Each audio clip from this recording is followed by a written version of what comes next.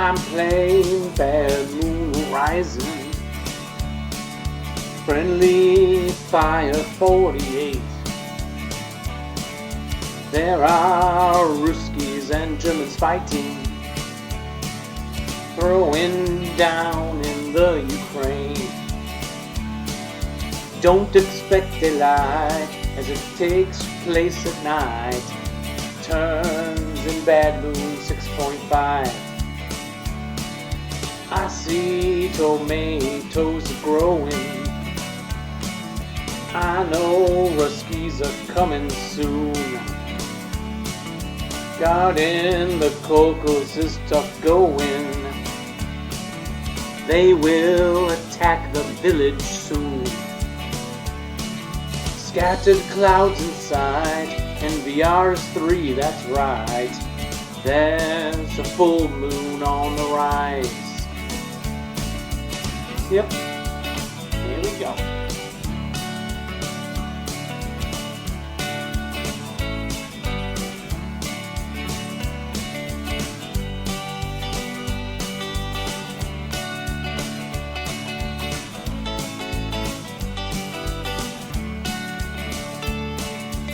Yep, Rusty snuck across the Dnieper. Yes, they are quite prepared to die. Ruskies are all hell-bent for leather. Germans are in for a hard time. ASL, that's right, it's a huge part of our lives. We're playing Bad Moon on the rise.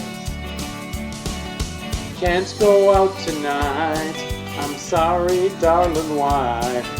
We're playing Bad Moon on the rise.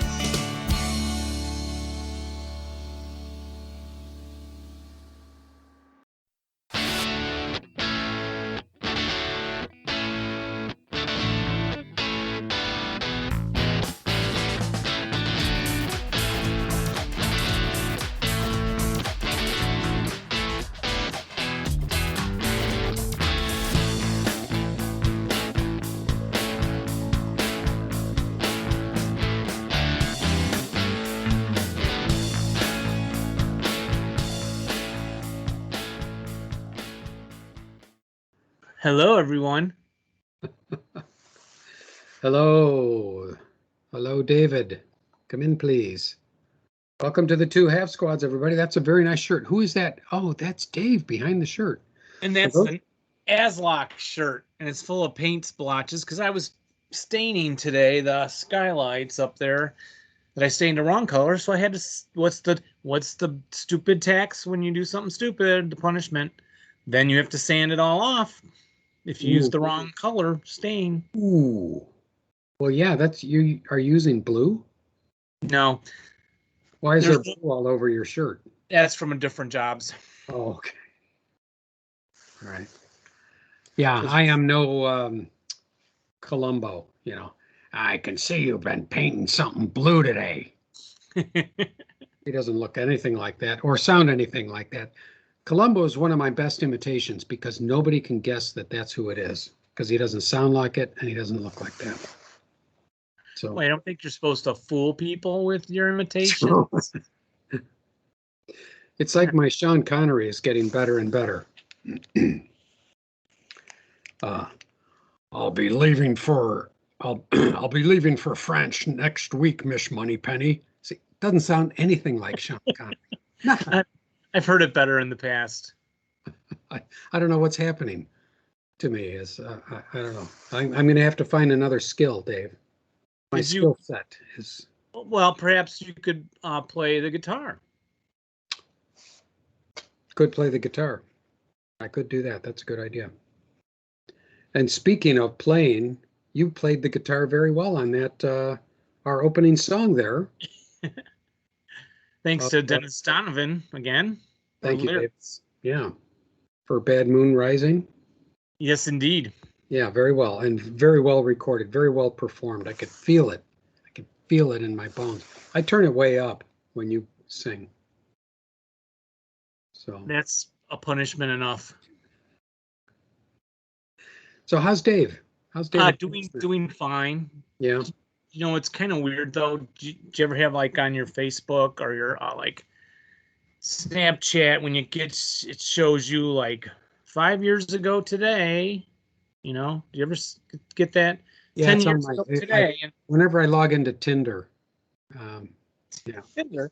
Isn't that a dating thing? Yeah. Okay, Cupid. Here's what you looked like 5 years ago. Yeah, you know that thing. It does Yeah. pop up. Memories from Yeah, 15 memories. years ago, and it shows the kids. Mine's been starting to do 5 years in the future. And it's showing me pictures of me like What? 20 years from now, and it shows me pictures of me old and like in a wheelchair.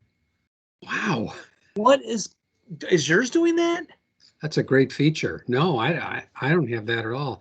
Mine, it just shows an empty chair. 5 years from now. It's really scary. An empty chair, just a hat on the table. It's actually a really good idea for like a horror story or a Twilight Zone, isn't it? It is, yeah. Oh, wow. I actually, when I was in high school, I used to write short stories. I wanted to be a writer. I didn't realize that when you got out of college, you had to actually, write. Something. But when I was in high school, I wrote a story because I wrote science fiction stories. I wrote a story about a guy who was so tired of getting junk mail, he wrote on his junk mail "deceased" and put it back in the mailbox. And suddenly it's like all of his junk mail turned off. The electric company turned off his electricity. The bank came and repossessed his house. He couldn't convince anybody that he was still alive. I like it. It was a very clever story. Yeah, someday I'll turn it into a movie. I'm in talks with Quentin Tarantino and Sean Connery. Sean's passed away. Oh, okay. Well, it's too late then. 10 years from now. Yeah. Yeah, we'll see. Anyway, good to see you. Good to see you, sir. I just got back from my 30th annual fishing trip. Let's see. Are your arms We've been going for 30 years. 30 years ago today. Yeah, 30 years ago today. I had brown hair and a mustache. Wow. We should post a picture. I've got a picture from that first fishing trip. It's pretty. Yeah, it's send it. Startling. Yeah, put it up in the post. I get better looking every year. I'm happy to say. Oh, that is true.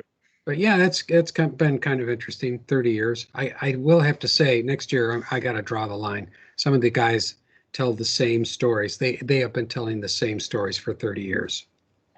That's why I keep getting new friends. That's a good idea. I'm going to take different friends next year. Start a new tradition.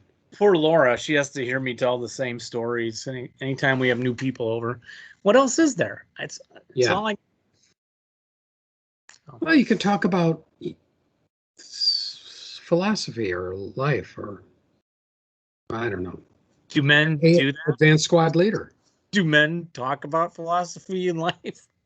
Not on the fishing trip. It's pretty rare. Only you and I do that. It's pretty interesting because 4 or 5 of the guys will go out. One guy will come back in. He'll tell me about the fish he caught. Next guy comes in. He tells him about the fish he caught. Next guy comes in. He tells him about the fish he caught. And then at dinner, he tells everybody about the fish he caught. And boy, I know everything I need to know about the fish he caught. And fortunately, as I'm eating the fish, I'm enjoying every bite because I'm thinking, I'm glad that fish is dead. That's right. You do eat them. That's true. We eat them. I'm usually in charge of cooking. I get the deep fryer going, and I make corn fritters and all kinds of great stuff. Yeah, we eat well. So anyway, but none of them are gamers. So maybe that's a good thing. I get a break from gaming. So it's good to be back, and we can talk about ASL. Yes, sir. We could start right now. Okay.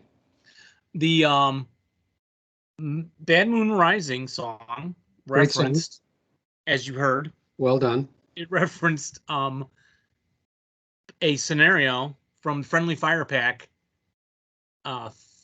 It's scenario 48 from a Friendly Fire Pack. Did you know that? I guess I didn't realize that, no. I did not do my research on the song lyrics. Khodorov, Ukraine, 1941. Germans, and of course Russians, and I'm assuming it's a night rule game. Oh, there it is. I'm on the ASL archive.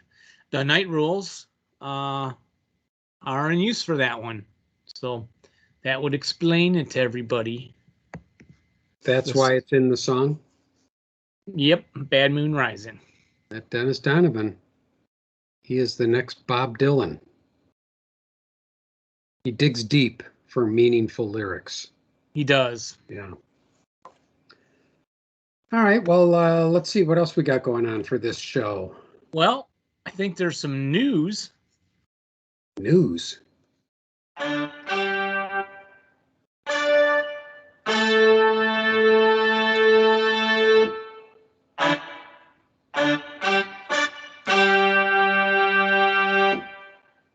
In the news. What do you have, Jeffrey? In the news. You have the first news item. The updated reprint of Hollow Legion, which includes the Soldiers of the Negus module, Soldiers of the Negus module, covering the 1936 Ethiopian War, and the reprint of Rising Sun, which will include the Suicide Creek historical ASL from ASL Journal 9, are expected to be released in the next couple of months. Sword and Fire Manila is also scheduled for release by the end of the year. Dave? Well, also in the news, the Green Hell of Ainur is an advanced squad leader game coming out that will feature the Ewoks fighting against the German tanks. What? With big logs on ropes. Green Hell of Ainur. Wasn't Ainur a planet where the Ewoks lived?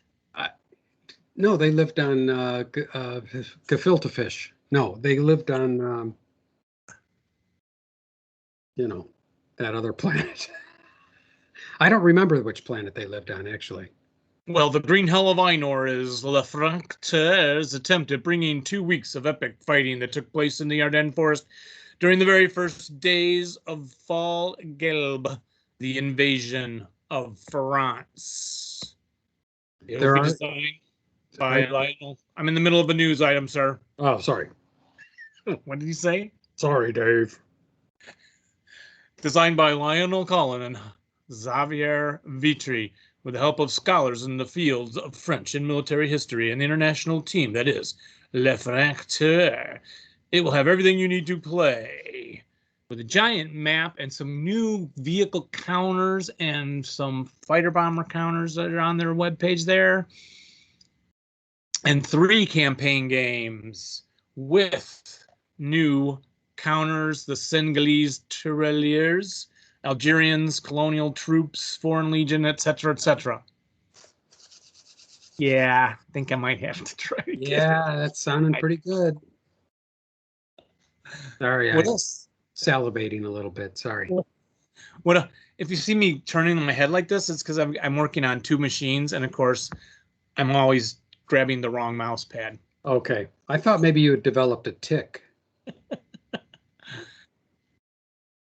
And do you have something, Jeff, from Advancing Fire? Yes, from Advancing Fire, we've got an ad here. You can pre-order this now.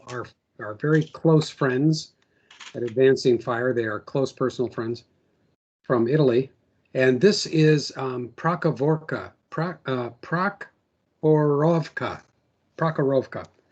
which depicts the main episodes of the fights around the Oktябрьский State Farm and Hill 252 in the so-called tank field southwest of Prokhorovka town. Easy for you to say. Yeah, on the 10th, 11th, and 12th of July. Notice they didn't take any days off in there. It's the 10th, the 11th, and the 12th. July 1943, during the Battle of Kursk, between the 2nd SS Panzer Corps and, let's see, is that the 2nd? I think so. And mainly the 5th Guard Tank Army. So, we've had some products before from Advancing Fire, very great stuff. And this looks very good. It includes a box. We might do a box art review on this one, Dave. It'll have real art. 13 action-packed scenarios, complete with starter kit rules, including 1 campaign game, 4 full counter sheets with 384 full-color die-cut 5/8-inch ASL counters, and 560 full-color die-cut 1/2-inch ASL counters. You're salivating too, aren't you? Where are we going to put them? I'm actually digging an extension in my basement. Did you know you could do that? Yes. Yeah, you could just, I took off a piece of paneling and I dug a hole about this big. So far, it's only about a foot deep. It's taken me about 3 months. You found dirt behind it? Yeah, there's dirt back there. No concrete?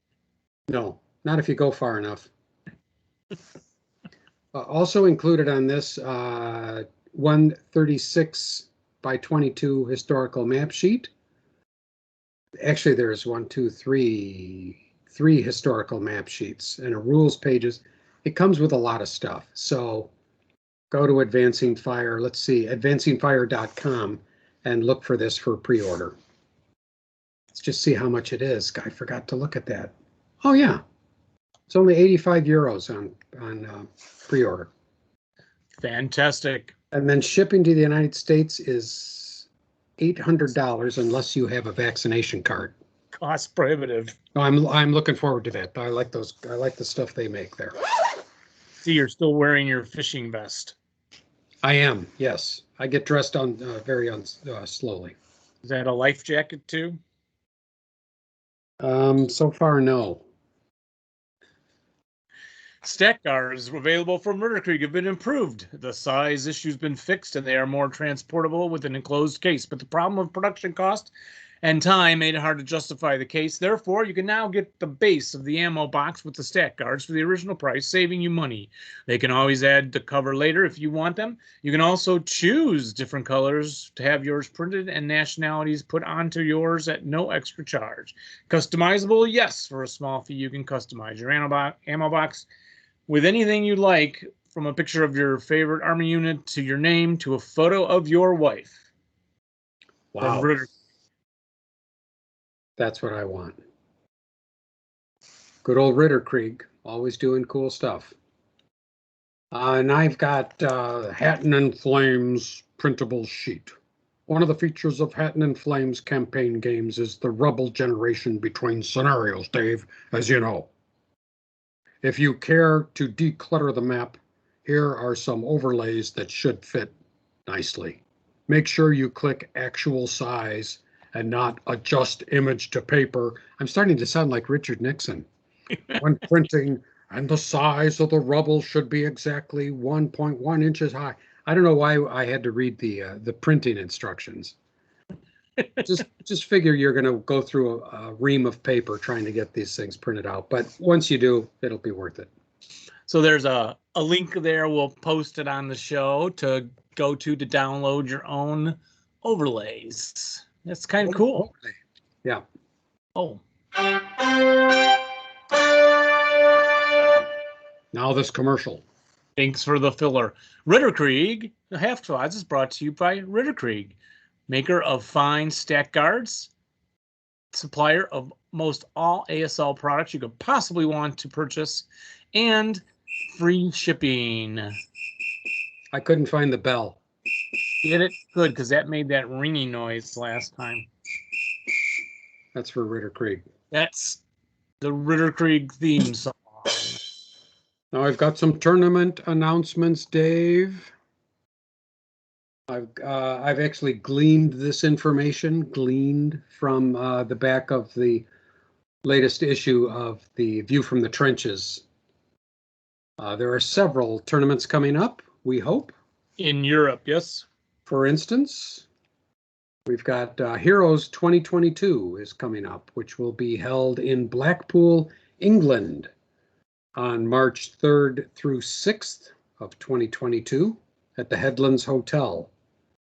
So obviously you should be checking with your local, directly with the websites and with all of the hotels and stuff to make sure that things are being held together, because even as we speak, conventions are popping up and closing down. But Heroes 2022 sounds pretty good. Following a forced break in 2021, Heroes aims to return in 2022 to continue its success to fill the gap for UK ASL action in the first half of the year.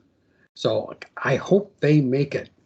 This is open to new players as well as experienced players. The cost, it's very reasonable, £15 if you register before February 20th. It's £20 if you get there and pay at the door. And they've got a nice booking form for you on the back of View from the Trenches in this current issue. So get there.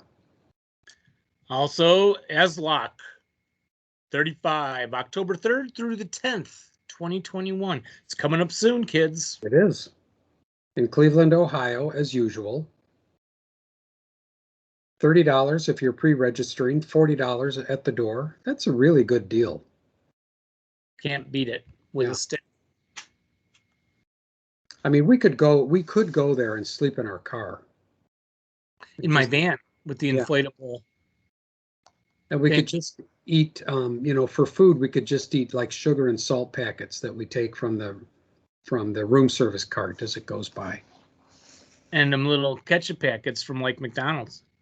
Yeah, there's actually very good vitamin content in there. Also in the news, March Madness 2021 3-player pack is available. The great chaps at the Kansas City ASL Club have made their 3-player scenario pack for sale. It has 6 scenarios with Germans, Partisans, Russians, Belgians, Italians, and Americans in the mix. Playable by 3 people at once. Excellent. Never get enough of those. Do you have anything else for the news, Jeff? Pants optional. That's it for the news. Thank you for joining us, everyone, and good night. Good night. Well, Jeff, we had a contest recently. We did, yes. That got a lot of response. It's the Rally Point prize, and I see 4 contestants. Jeff, pick a number between 1 and 4. I'm going to roll a die. Got one right here.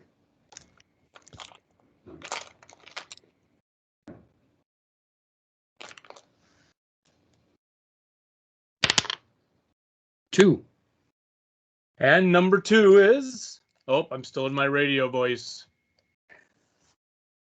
Mark Bergen. Congratulations, Mark. Congratulations, Mark. You are going to be one happy camper when you get that. We'll be sending you this with the proceeds that we hope to make when I post on eBay a sealed Beyond Valor game donated to the 2 half squads from Stephen Banks. Excellent. Thank Great you. Prizes. Yeah. This prize donated by Rich Spilkey, sent to you with funds from Stephen Banks and effort packaging from the 2 half squads. What is in the box? One of our favorite segments on this show is a little segment we like to call What's in the Box. And tonight, we're going to just say, what's in the box? And Dave, I've got to ask you, what's in the box? You don't have, wait, I thought you were going to do what's. Oh, do I? We both have it in the box. We both have digital things in the box. Ah, yes, digital things. The digital box. I have Break Contact issue number 1. Yeah, tell me about Break Contact. Well, we will set a link for that for you, hopefully, folks, too. It's a fanzine for tactical war gamers. It is issue number 1.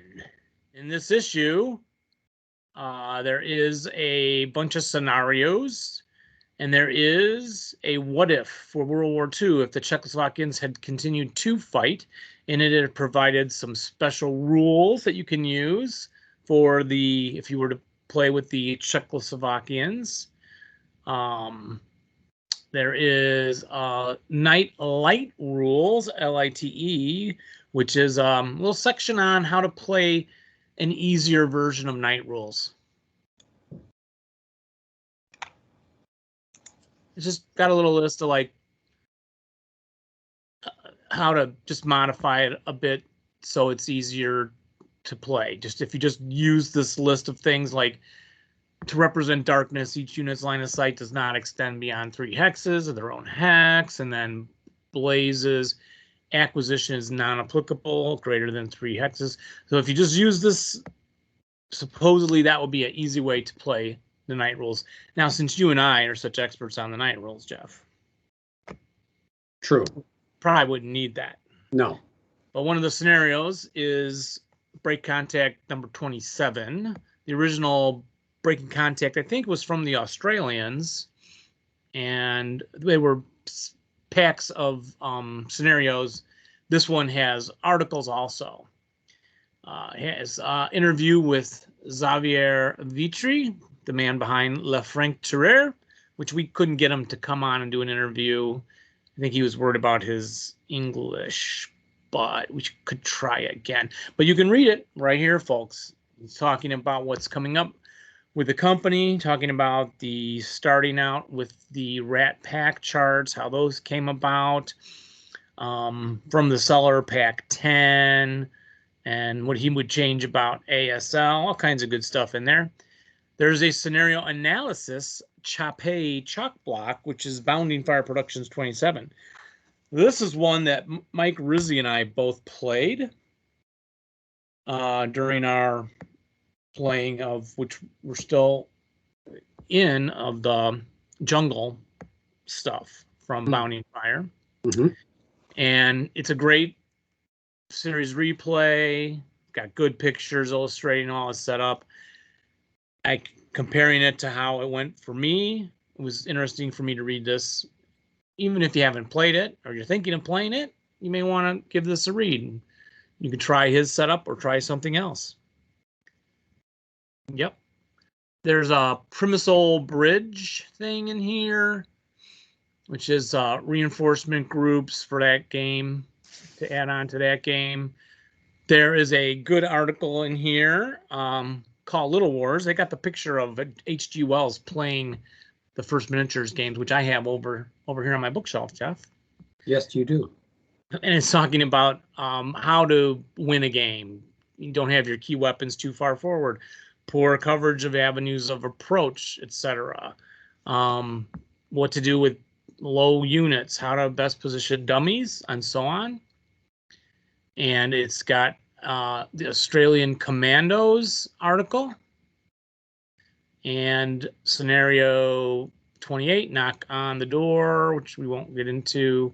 An article about the online tournaments and how the vassal's been being used and what are the advantages and disadvantages of playing online tournaments.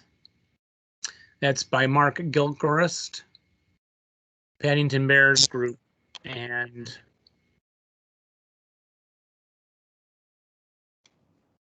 you can give submissions to them for issue number 2. It's got scenario 29, short sharp shock 2. And that's it. So again, the first Aussie tournament packs came out, and then this is like the pack with the scenarios in it and all those great articles. And it's free. Ooh, free. So take a look. I'll buy it if it's free.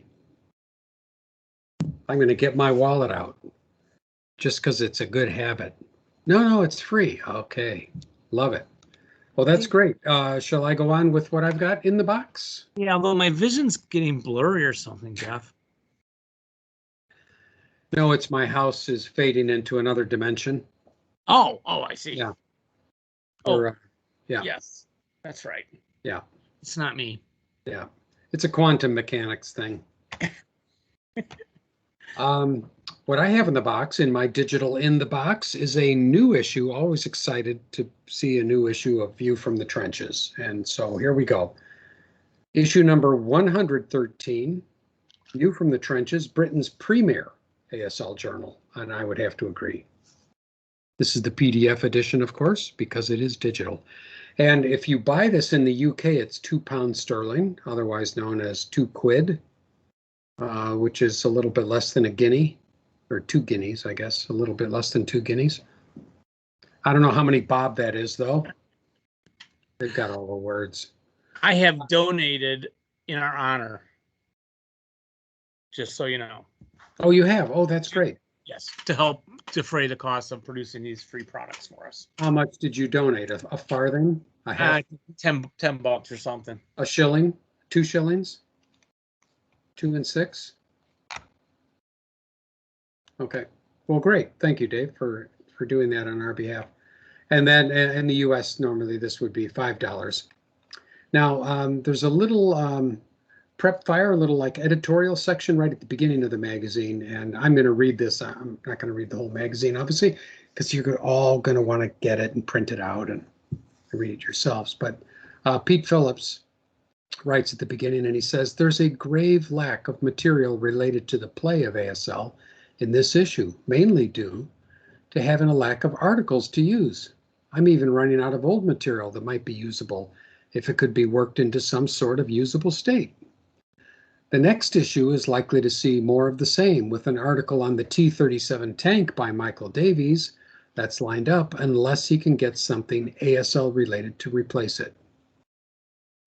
And then he goes on to say, after the cancellation of both Heroes and Double One, I guess that's a tournament, earlier this year, hopefully the Bounding First Fire will go ahead as planned in November. And it'll give us a chance to take pictures and get everyone included and stuff in the next issue. So he didn't say such, but I'm guessing that Mr. Pete Phillips would enjoy articles from anybody. So if anybody would like to try their hand at writing about the greatest game in the world and send it in to View from the Trenches, it might be a chance to get your name in print and immortalized, so that you wouldn't have to worry about just fading into obscurity when you die. That's true. That's one way to live on. Yeah. So great magazine. They always list some stuff at the beginning. They list a few of the stores that are in the UK that stock their ASL stuff. They mention London's Advanced Squad Leader Group, which meets every Saturday, though the first Saturday of each month from around 9 a.m. to 5:30 p.m. That would be Greenwich Mean Time, otherwise known as Universal Time Code, or UTC. They're located in the Pendrell's Oak. That's a long day, though. In London, it's a long day. 8:30 a.m. to 9 a.m. to 5:30 p.m. There's probably a 4-hour lunch break there because you can go to the pub.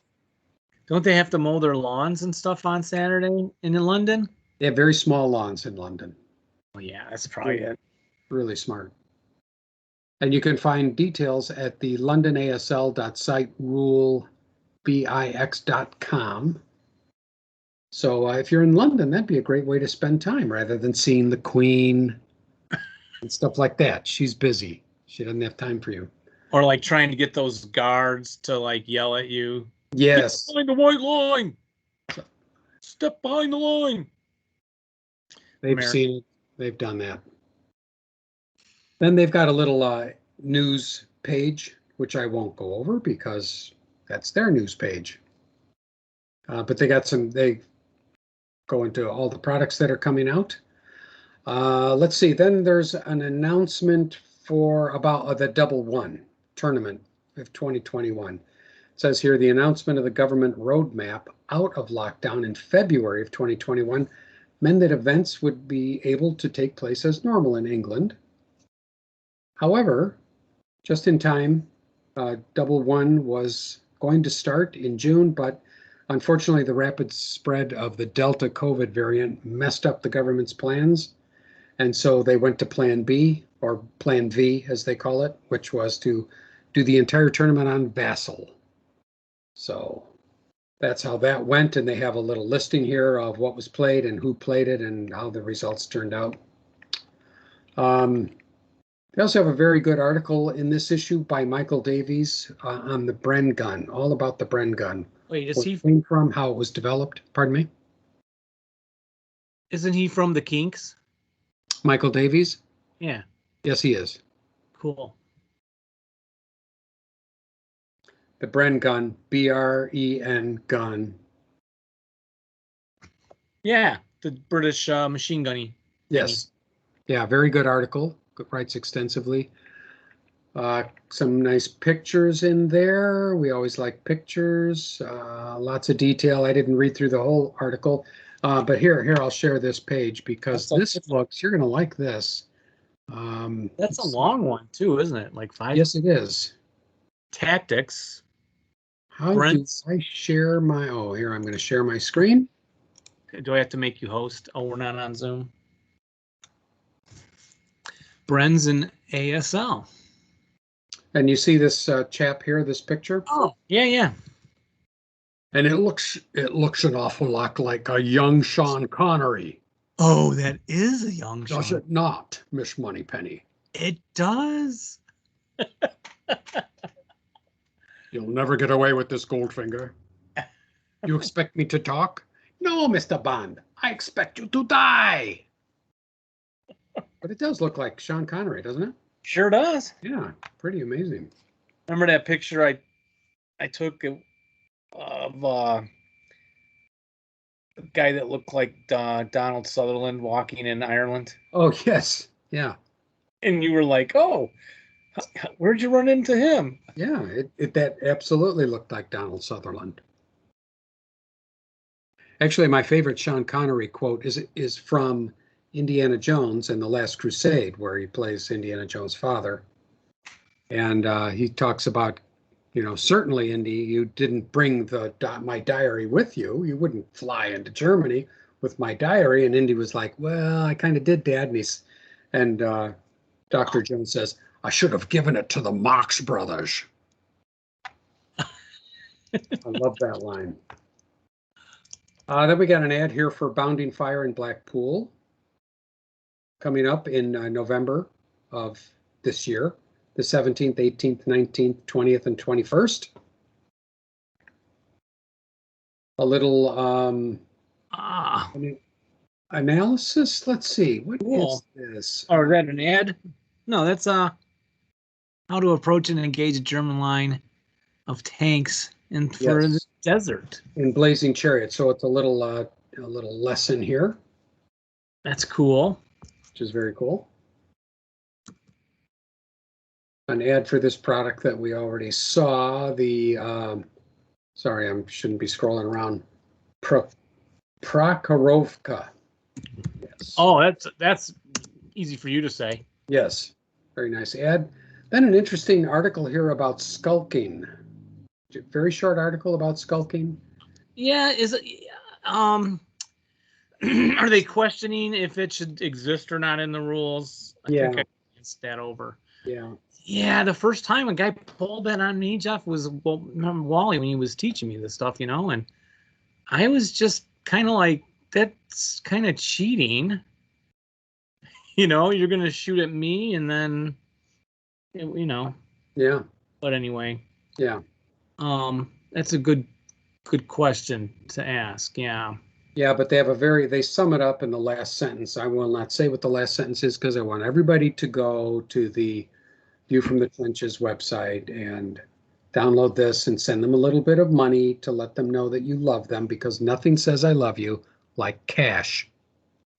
Mm-hmm. And go to this page and read that the last sentence on there. I'm just going to scroll up on that so people can't see that anyway. For those of you that are watching us on video. You know what my favorite Sean Connery quote is? Okay. From Zardoz. Oh, I have never seen Zardoz. Yeah, when he says, "I love to see them running." Zardoz speaks to you. I've never seen it either. I just Googled quotes from Zardoz. Like, who's seen Zardoz? I don't know. Anybody's I have no idea. I actually didn't get a chance to look at this contest number 130 that they put in their magazine on page 16. I'm guessing this is kind of a setup of a situation, and then you're supposed to kind of do an analysis and think about how you would get out of this jam or get through this, or how do you win this, and different things. And it's a great icebreaker at parties. You bring this up, you set this out in front of a bunch of people, and then they talk amongst themselves. If you're tired of hearing about fishing and golf, just whip out this contest number 130 from View from the Trenches. You'll also find great contests like that at Ritter Krieg on his news letter that he puts out. So go have a look at his. Also, they're really good.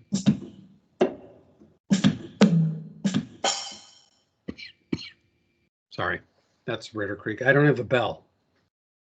But we don't want to use the bell anymore.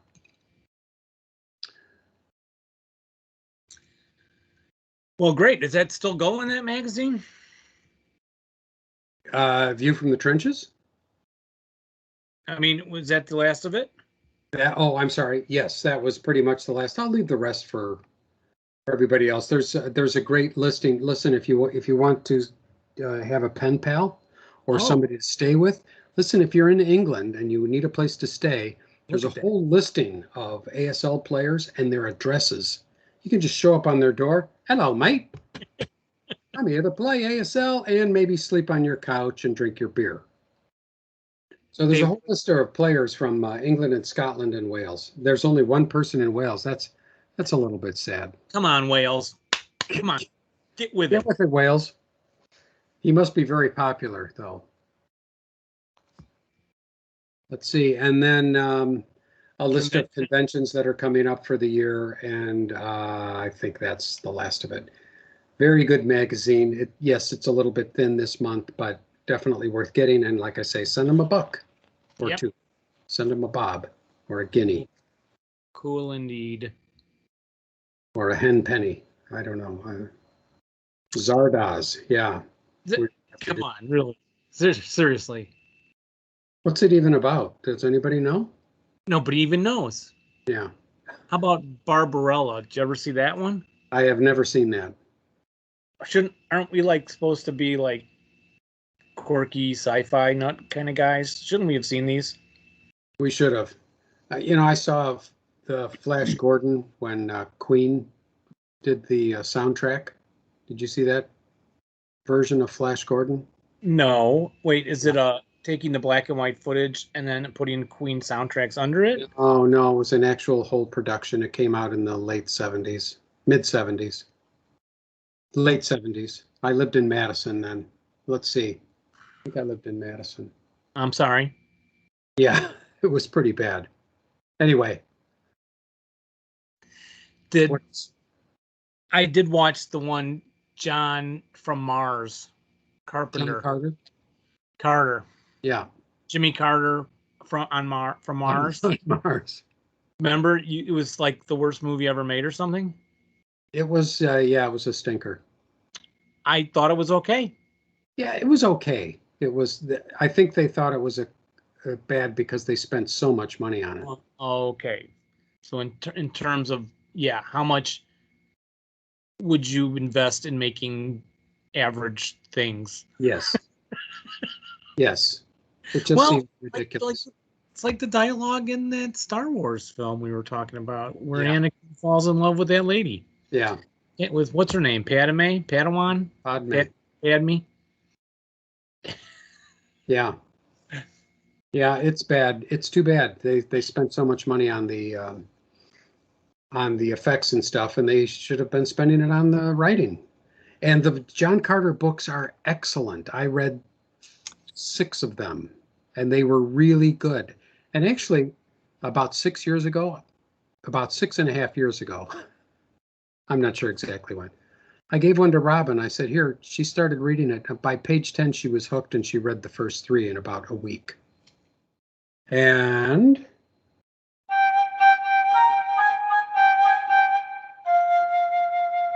what have you been playing lately? What have you been playing lately?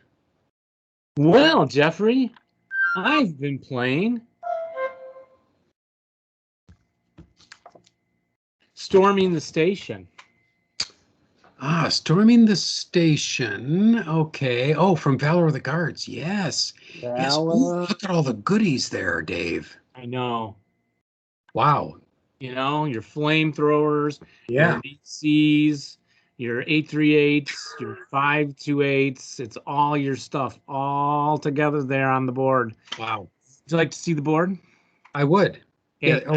Oh, you're playing live. That's even more exciting and a little bit dangerous and lovely. Oh, yes. Look at that. Wow. Where did you get that? That board doesn't look like it's standard size hexes. It's the historical size. Historical Okay. board. Dave's Russians are all held up there in that railway station. I have to take that and some other buildings. Now I have blown through down here. Although I had 2 tanks recalled with their broken guns. And yeah, don't fix the guns. Don't try. And then you can kind of see I'm going to be able to take some houses down in here. I need an addition, but got to take the railway station. All those hexes where all those Russians are in that building there. This reminds me of actually the way you're holding the camera reminds me of when I was in Moscow. In Stalingrad, Volgograd, as they call it now, and we were getting a helicopter tour of the city, and the pilot was drunk, just horribly drunk. So I'm kind of doing a little holding action over here just to keep those Russians from falling back. He's going to get reinforcements coming on. Oh. And yeah, but I did get into the melee in that building is where the opening bombardment managed to blow opening, kill the units in there. And so I was able to take advantage of that. So you're and get into the building, and then it's still going to be tough. He's like, oh, I'm going to lose. You're in the building already. And I'm like, dude, that's fortified fanatic stronghold. So the Russians are, morale like 9 or 10 in there, and he's got a commissar in there. It's going to be tough. It is. But I do have 2 flamethrowers that just walked up over there toward that melee hex, and just outside the building, those big stacks coming up. Some DCs. But yeah, I already put 1 DC in there, rolled no effect, typical. And I'm worried, of course, of breaking the flamethrowers right away. So that's what I'm playing lately. Minefields. Are you able to cover his? You said he's got some reinforcements coming in. Are you able to cover that area where he's coming in? Have you got any pre-registered hexes there, bore sighting, anything? No, and I didn't move quickly enough down in the bottom to get over there to block it. But I don't think you're given time enough to do that because they come on turn 2. Oh, okay. It's designed. Wow. Yeah, designed like that. So, but yeah, it's just fun. It's just good old ASL fun. All the big heavy toys. Yeah. And fighting in Stalingrad. So great stuff. Yeah. I get reinforcements also turn 3. He gets some more on 4, and then I get some more on 5. Yeah. So while I have this camera, would you like to see the progress on the woolly mammoth with the saber-tooth tiger? You remember? Oh, he's supposed to be sitting on the back of the mammoth? Yeah. Oh, wow. I got the wolf done here. Oh, that's looking really good. So actually, yeah, I should be able to, when I get done staining the upstairs stuff, maybe actually spend some time painting again. Like I always talk about, don't do even retired. It's crazy. But what else have we been playing lately, Jeffrey? Well, we have been playing via the Miracle of Vassal. Here, let me share my screen. Mm-hmm. We have been playing, we just finished playing Empire's Fall from one of the action packs. AP 87, Empire's Fall. David was playing the Japanese. I was playing the British. And this didn't turn out too well. There were 4 areas that the British are supposed to protect. You can see them outlined in red here. Out on the plains, there's 2 spots, and then these 2 hills closer to the front. And there's a kind of a sliding scale on how soon the Japanese win if they take one of these spots. So if they take 1 or 2 hills within the first couple of turns, they win, or if it goes a little farther, they have to take more. So I thought I set up really well. And there was a lot of territory to cover because the Japanese come over all along the east side, all along the south side. So I've got a lot of area to cover, but I thought I covered it well. I had plenty of guns and a couple of big mortars and stuff. I thought you were going to come waltzing right in. And most importantly, Dave, I had minefields. So I set up the minefields where you would, for sure. So you can see I set up minefields to cover the eastern edge. I'm going nowhere near it. I set up minefields to cover this northern part. I did hit up there, remember? I did hit a couple up there because I thought you'd be trying to sneak up there to get into this area. I still would have hit a few more too, except I was already blowing out the bottom pretty well, huh? Yeah. Then I had minefields protecting the front of this hill because there's open ground there. I figured you'd be coming through there. And some minefields just around this building on this secondary hill. And in fact, you didn't do any of that. No, sir. I came up toward those foxholes that I already overran. Yeah. And you had like 4 British squads around there with the light machine gun or something, right? And because of the cover of the orchard, I think it made it easy to do. I think I did a bonsai straight across. Yeah. And you can't get the neg 2 shots from down in there, but you know, the whole terrain's pretty crowded. And then I hit the middle of that valley between the 2 hills, and I'm going to come up. Yeah. Because I have to take either the 2 buildings on the hills or clear the red zones that we have circled in red in there. So I'll need a picture of this to post for the audio listeners. Oh, yes. Yeah, so that was kind of disappointing because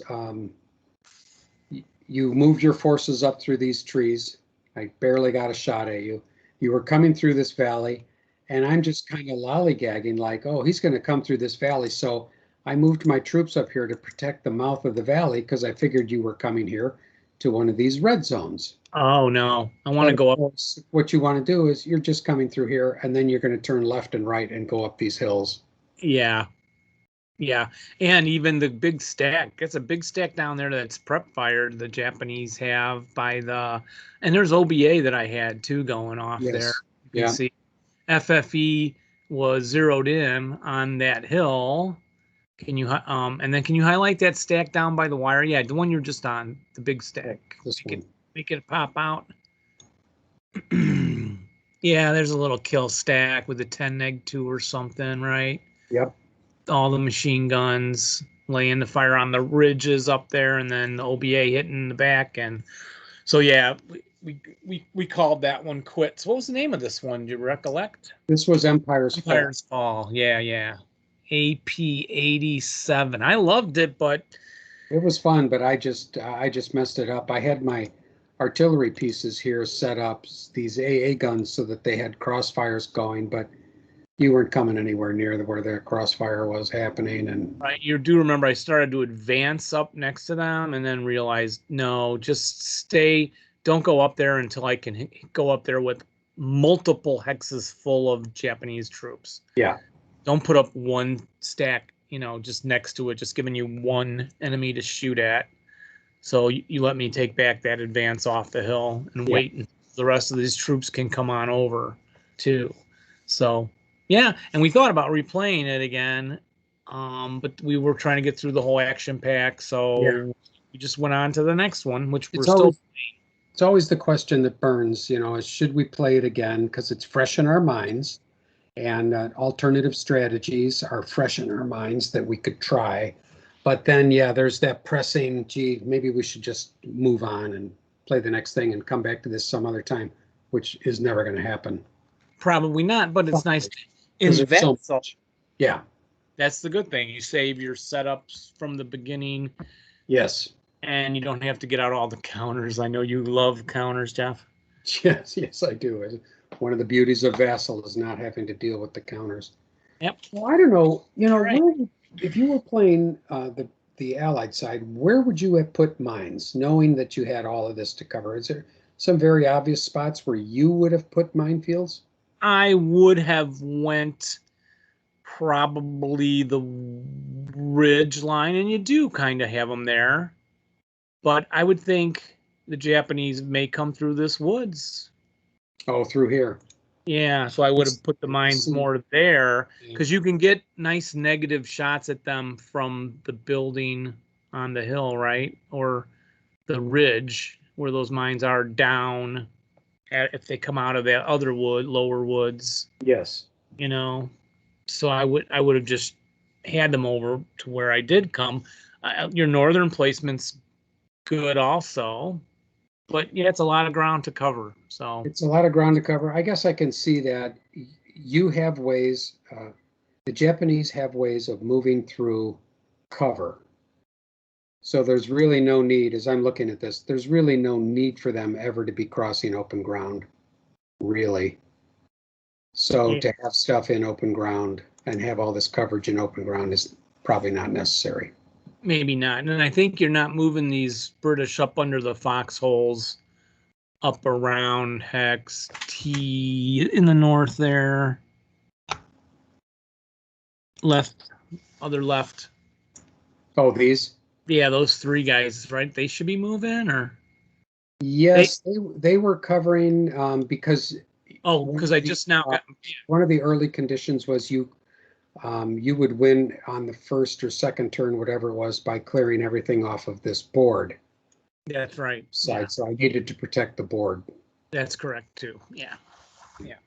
So. And I just now got into the woods up top, so now would be the time you could start shifting them down. Yes. But all right. Well, live and learn. That's the theory. Live and learn. I don't abide by that theory, but that is. Now that's false. We've learned not to put our mortars in buildings. Yes, we have learned. Few things I remember from one day to the next. So our next scenario, which we won't show because if we show it, we'll have to kill each other because we have hidden units. But we'll talk about that next show probably. We will indeed. Yeah. Now wrap this one up. Yeah, I guess that's it for this show. Number 280. Where are we? 280. Yeah, 280. Excellent. Gonna hit that 300 mark soon. Yep. Yeah, we're getting there. All right. Great to see you, Dave. Look forward to seeing you soon. And thanks, everybody, for listening. As usual, we love you all, each and every one of you. Absolutely. Bye-bye, everyone. Remember to roll low. And rally well. But not playing us. Bye-bye. That's for sure. Bye-bye.